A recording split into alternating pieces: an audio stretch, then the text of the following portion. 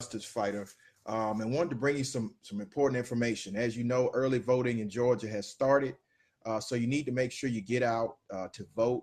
It started on July the 2nd, and it goes all the way up until the actual Friday before the July 24th runoff election. So it's very important that we get out to vote, but we also um, educate ourselves on who's on the ballot and what's up for the runoff. You can go and check to see your own sample ballot at www.mvp.sos.ga.gov. I put the link in the comments above the video so you can get that. But I also pulled a couple sample ballots because a lot of people were asking me a few days ago when I posted my peach, and make sure you post your peach that you've already voted. But they wanted to know what was on the ballot. So the ballot is broken down into partisan primaries. So you have the Democratic Party, you have the Republican Party, and then you have the nonpartisan election. So a majority of the elections that's going to occur that are happening right now and will be July the 24th will be for Democratic runoffs or Republican runoffs, and then there's the judges' races. So specifically, I pulled a couple sample ballots. I pulled the one from Cobb County, and then I pulled the one from Fulton County, and I pulled the one for DeKalb County. And these are just samples. Again, we try to stay nonpartisan, so I pulled the Democratic ballot, and then for Cobb, and on the ballot is the U.S. representative for the 116th Congress, the 6th Congressional District. They will be going up against Karen Handel, and the two runoff opponents are Kevin Abel and Lucy McBath. That's on the Democratic sample ballot for Cobb County. Also on the ballot in Cobb and majority of Georgia is the runoff for state superintendent between Sid Chapman and Otha Thornton Jr. So those are the individuals that are on the ballot. And then there's a special runoff in the city, the Smyrna City Council Ward 6 between Tim Gould and Adelia Moore.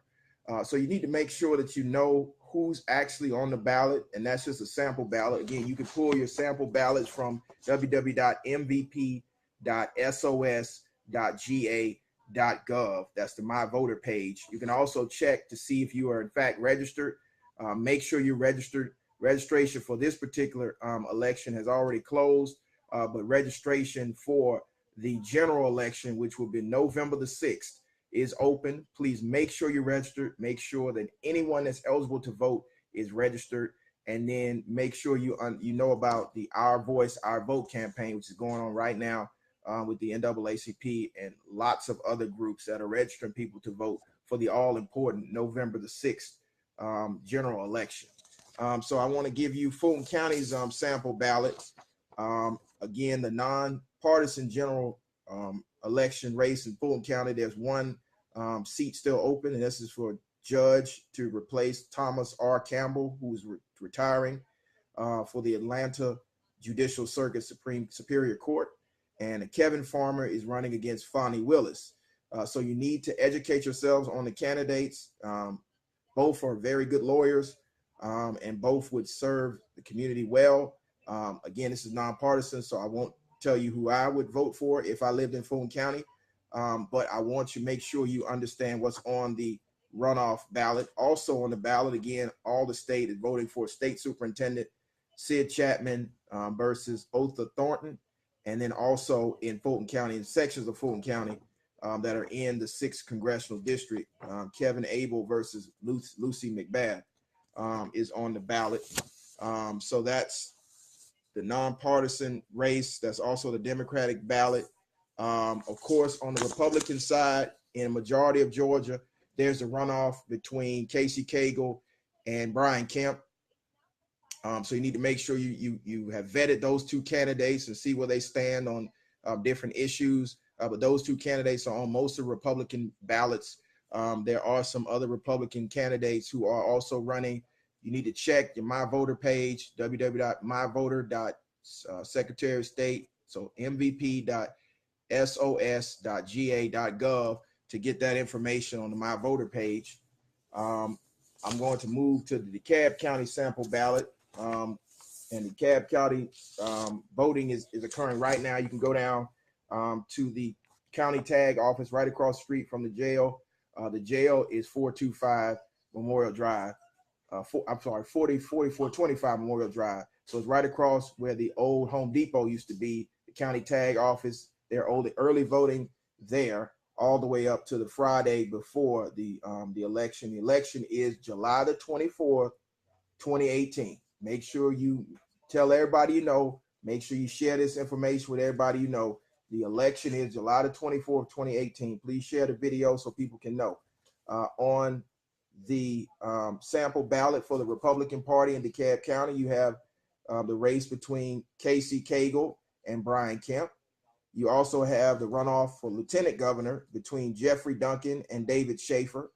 And then you have Secretary of State, the runoff between David Bell Eisel and Brad Rafflesberger.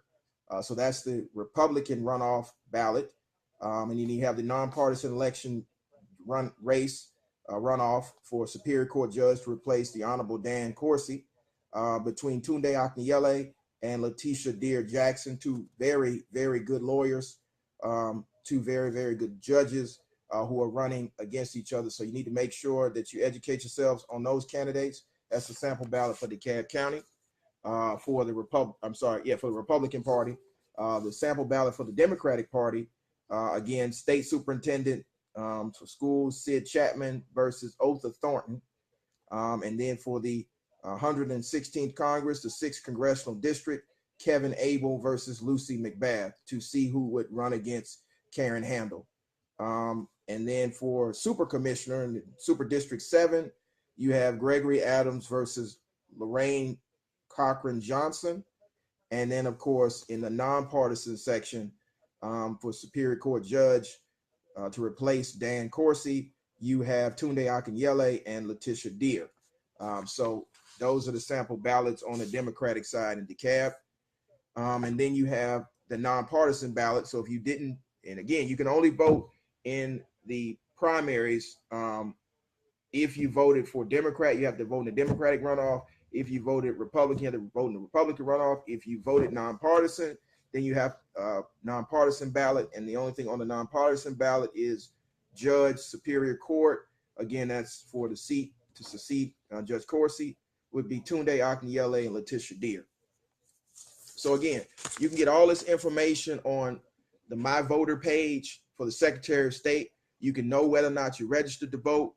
You can make sure that you know where your polling place is and where early voting is occurring in your county. We have 159 counties in Georgia, so I'm not going to go through every single ballot in every single county, but you can go to the My Voter page, type in your voter registration, and it'll give you all three of the sample ballots in your locale so you can be informed on who's on the ballot.